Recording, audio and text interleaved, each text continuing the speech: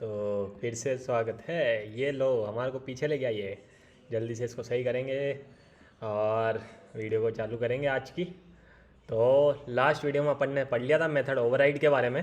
तो जल्दी से आज अपनी वीडियो की शुरुआत करते हैं, जिसमें हम पढ़ेंगे static variable and static methods के बारे में। ठीक है, तो एक वीडियो हमने 36 डे पे भी पढ़ी थी, instance variable and instance method का।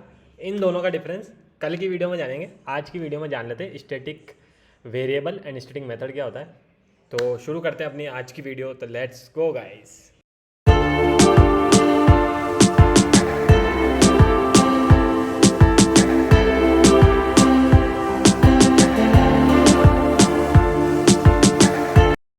हाँ जी, तो अपन तो आ चुके थे पहले से ही डार्ट पैड पर। अगर आप भी अभी तक डार्ट पैड नहीं आए तो जल्दी से गूगल क्रोम पे जाइए और सर्च कीजिए डार्ट पैड के बारे में और पहुंच जाइए।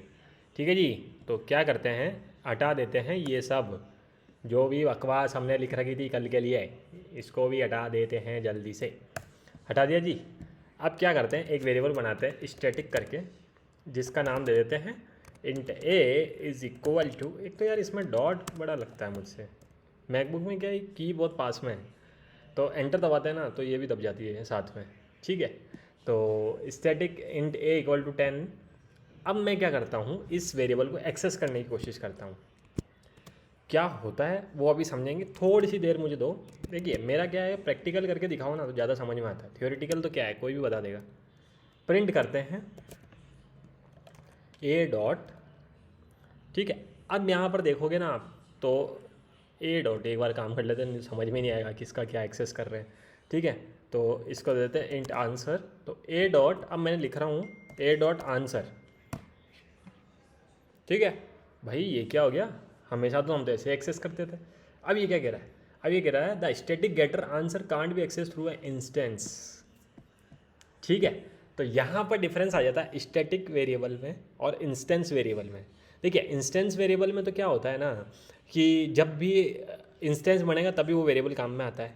बिना उसके भी इंस्टेंस बनाए हम उस वेरिएबल को एक्सेस नहीं कर सकते, इसलिए उसका नाम क्या है, इंस्टेंस वेरिएबल। पर ये जो वेरिएबल बनता है ना वो क्लास के रेस्पेक्ट में बनता है।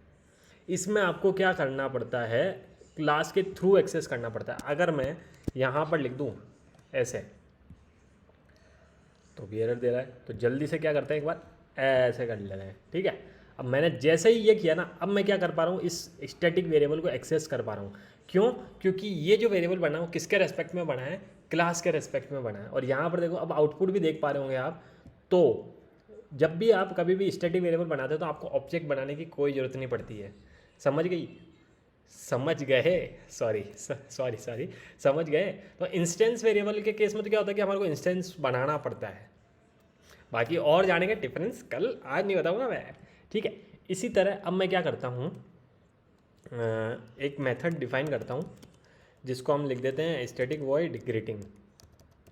ठीक है जी, हमने बना लिया ग्रीटिंग मेथड। अब मैं क्या करता हूँ, यहाँ से एक बार स्टैटिक हटा देता हूँ। ठीक है, और अब मैं क्या करता हूँ, प्रिंट करता हूँ यहाँ पर आंसर को। ठीक है, आंसर को, और जल्दी से अपन क्या करते हैं, ए डॉट ग्रीटिंग को कॉल कर लेते हैं। डॉट, एक सेकेंड रुकना, जल्दी से लिखेंगे ए डॉट ग्रीटिंग। ठीक है, तो अपन ने करा।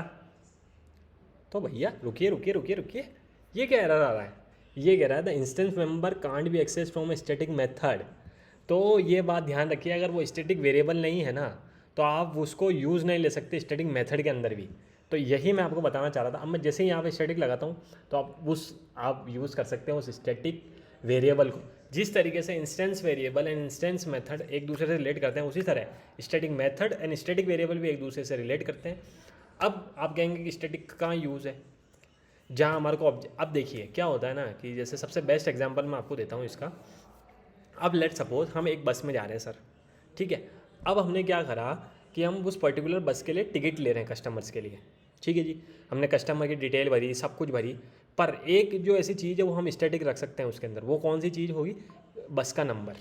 वो चेंज नहीं होगा, चाहे 20 कस्टमर हो चाहे 50 कस्टमर हो, वो सेम बस में जा रहे हैं। तो वहाँ पर क्या हो रहा है, बस नंबर चेंज नहीं हो रहा है हमारा। समझ रहे हो क्या समझाना चाह रहा हूँ? तो उस जो वेरिएबल होगा ना, हम लिख देंगे स्टैटिक इंट बस नंबर XYZ, जो भी हमारा बस नंबर है।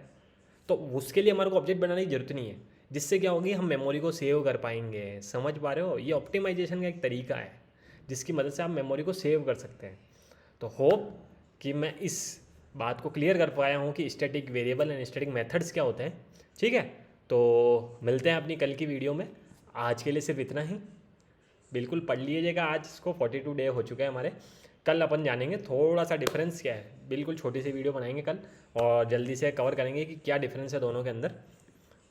ठीक है, तो अब देखिए हमेशा बोलता ही हूँ तो आज भी बोल ही देता हूँ कि ज़रूर ज़रूर ज़रूर ज़रूर एक्सेस कर लीजिए। अपन ने अलग प्लेलिस्ट बना ली है तो ये वाली वीडियो भी इसमें आ जाएगी, पर अगर आपको स्टार्टिंग से स्टार्ट करना है तो आपको यही वाली प्लेलिस्ट को फॉलो करना होगा। दोनों में ये आती है, कोई दिक्कत नहीं है। 42 वीडियो आज आपको मिल जाएगी। तो मिलते हैं अपनी नेक्स्ट वीडियो में, तब तक के लिए टेक केयर गाइस।